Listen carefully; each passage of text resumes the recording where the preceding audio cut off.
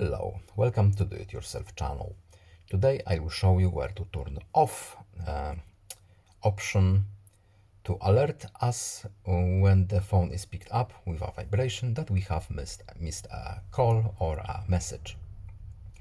So by default it should be turned on, but if it's not or we want to turn it off, we are going to settings, then advanced features, and here we have our motions and gestures menu.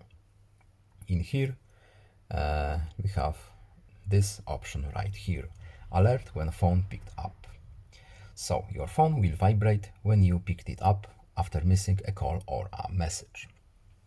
If we don't want this option, so we can just turn it off right here, and no need to save, back out to our home screen, and that's it.